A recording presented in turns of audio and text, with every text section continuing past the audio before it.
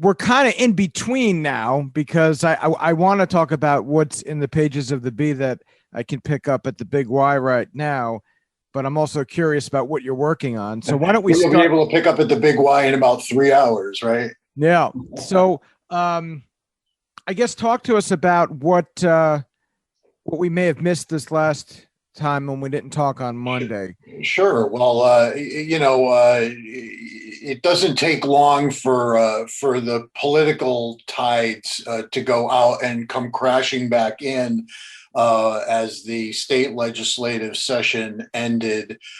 We began what used to be a massive single or two-part article bringing in all four of the Newtown delegation representatives. But this year, we decided to interview each one of them individually, even though we knew that, it would take longer to do that in terms of time.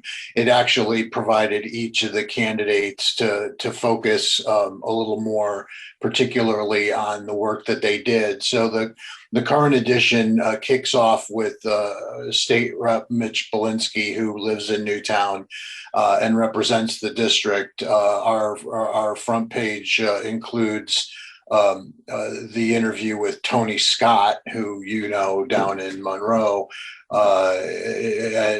who represents a southern part of Newtown as well. He is going to be on for this week, and then we'll be visiting with State Rep Rahib Ali Brennan a little bit later today for next week's edition, and we'll wrap it all up with Tony Huang in a couple of weeks. And that, I guess, may come in the as a special session, another special session may be developing in Hartford. We're waiting to hear more about that now. At the same time, local politics is starting to percolate. The edition that still remains on the newsstands as we speak on Thursday morning features the announcement of our first selectman, Dan Rosenthal, who will be seeking re-election in November to another term. However, A second? That's a second? He would be running for his third term. Third, okay. And that will be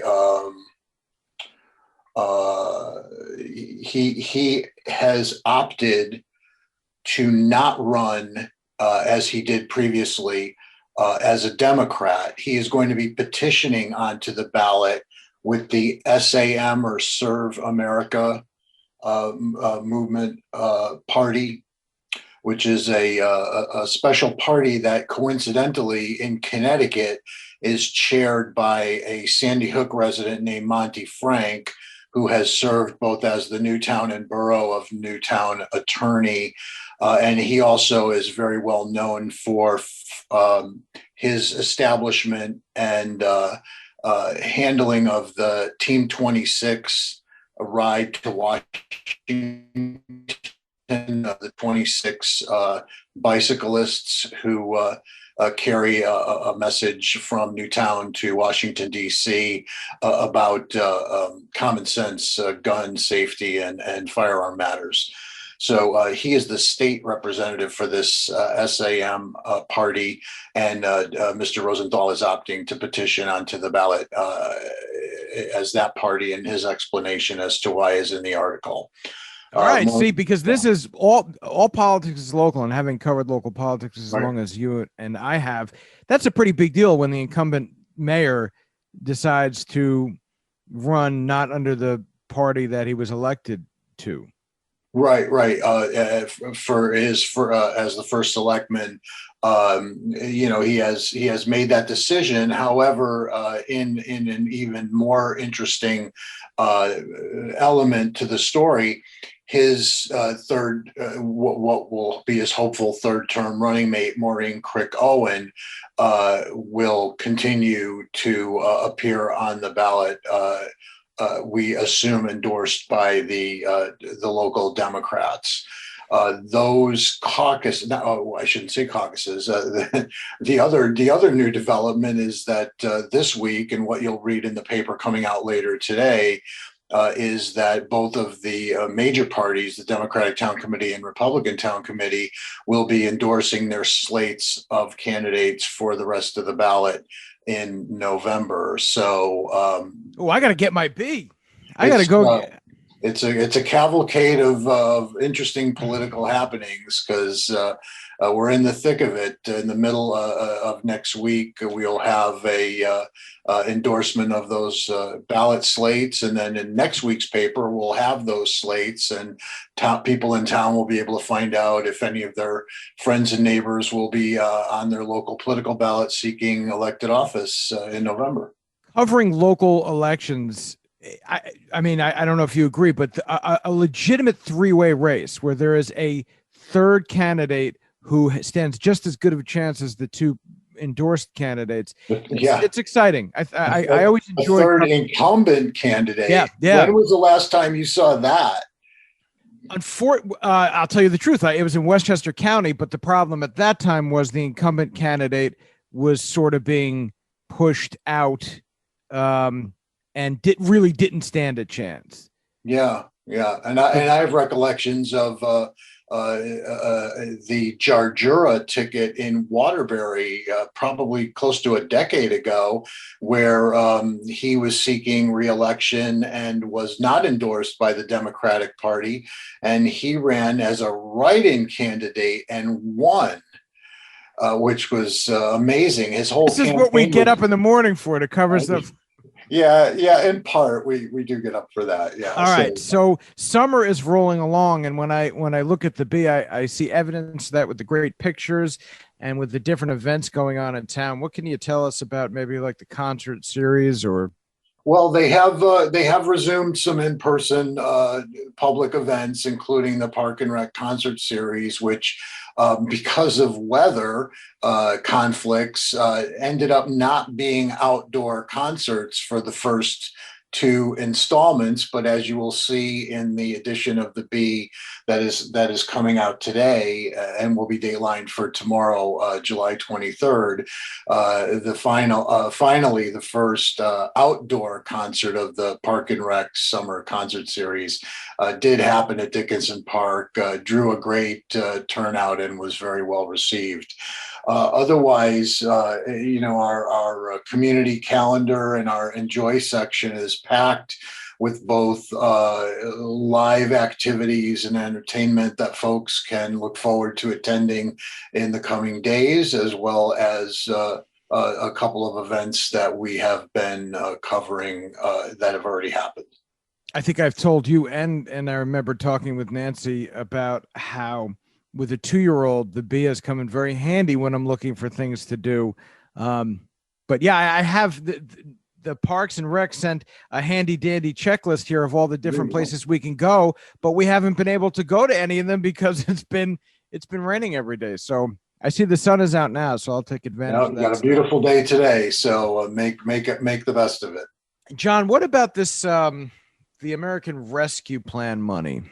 Right. That was another surprise when right about a month ago at a Board of Selectmen meeting, Town Finance Director Robert Tate announced that not only was Newtown anticipating getting a substantial amount of money from the American Rescue Plan, but because the borough of Newtown is actually designated as a separate municipal entity, it was going to be receiving a significant amount of money, well in excess of $500,000, given the fact that the borough budget itself is substantially less than that every year, markedly less. It was a pleasant surprise to get the news, but then opened up a huge chore on the part of the borough officials to begin to figure out how they might be able to spend that money. So that that meeting was covered by our reporter, Jim Taylor, and he had it up on the front page of our July 16th edition. So he'll be keeping tabs on the expenditure of those funds and how the borough determines is legally appropriate to expend those funds in the coming weeks. And we'll also at the same time be continuing to follow the process by which Newtown itself, the entire municipality, is spending their many millions of dollars. We, I've covered since the beginning of the time when the money started coming from the federal government for the pandemic, and we've covered in Bridgeport. There's been a lot of hearings and virtual summits where people could tell their elected officials what they think they should do with the money. But the thing we get from callers is, well, they're not listening anyway. I mean, I'm assuming that the electorate's thoughts are taken into consideration. Yeah, I imagine that if there isn't some sort of a public hearing, at least at the municipal level, not the borough level, it's unclear how the borough is going to move forward allocating and earmarking the $548,000 that they're getting. I know the process in the municipality will include numerous opportunities for the public to come in and speak. And I have to believe that the minute it became public how much money the municipality of Newtown was getting, that every affiliated office and agency of the town was immediately developing punch lists as to how they would like to get a piece of that money and spend it. Of course, there are very strict, and as we have learned with the payroll protection plan and other government subsidies, sometimes the rules of how those subsidies can be used changes in the middle of the game. Yep. So, this all really ends up laying on the shoulders of our town finance director, Robert Tate, and the first selectman to ensure that they don't earmark $750,000 for a particular project, and then all of a sudden they learn that money can't be spent for that kind of project. But apparently they have several years to decide how to spend the money. So at some point, the rules and the intended expenditures will all align, and we'll all be better for it. There is a certain amount of responsibility that comes with accepting this money. Yeah, very much so. But the bottom line is not allocating it until you're absolutely certain and basically have the permission or the directive in writing that those dollars can be spent for that targeted allocation. Yeah. All right. So as you mentioned, in a couple of hours, people will start looking at this coming week. What are we looking at? Well, we've got coverage of the current Board of Education meeting that occurred this week, during which the board finally made a decision to move forward with the Hawley School HVAC renovation, which, depending on which source you listen to, has kind of been gyrating for in excess of 15 years as the project has grown and shrank and changed and modified. So it has been decided and ordered by the Board of Education that it looks like they will choose to close down and vacate the school and reposition their student bodies between the Reed Intermediate School and Newtown Middle School, and do the entire HVAC project, essentially with the entire building vacant. Which will expedite the amount of time that it will take to get that project completed. So that's one of the biggest points of news coming out this week from our education reporter, Eliza Hallebeck. And you had mentioned we'd be hearing from her soon? Yes.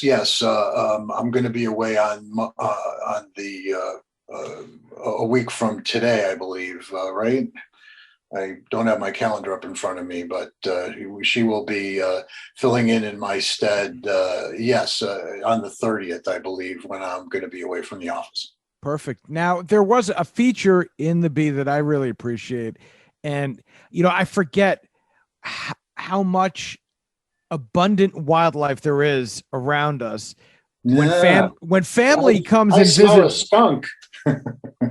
So yeah, tell us a little bit about that feature, coexisting in harmony. I mean, this is The coexisting in harmony concept was one that came about in partnership between our former editor Nancy Crevier and our reporter Alyssa Silver, and kind of got buy-in from the rest of the staff during staff meetings as this idea came to fruition. This living in harmony with, depending on the season, you'll see reports of the various types of animals that might be more active and inclined to come into contact with people. So while the article about getting along and being safe from while living in harmony with skunks was produced and finished 2 or 3 weeks ago, and we finally were able to get it into the paper last week. John, anything you'd like to add? At this point, there is a lot happening. We found out just yesterday that tonight the Legislative Council's Ordinance Committee is going to take up again the possible ordinance preventing the open carry of any kind of firearms on town-owned property. Through the budget process in the later part of the spring and early part of the summer, that initiative, which had already been introduced, was kind of on hold. And so tonight in the Alexandria room at Devon Town Hall, we'll be covering that ordinance committee meeting and reporting on that for next week. So that and a ton of other great stories and features and hyper local information all available for you as we do every week here in the Newtown Bee. Hyper local. That's what I count on you for. That's right. All right. Not hyperactive, but hyper local. Hyper local. All right, John, thank you. And I guess we'll talk to you in a week. Very good, John. Thank you so much. Be well.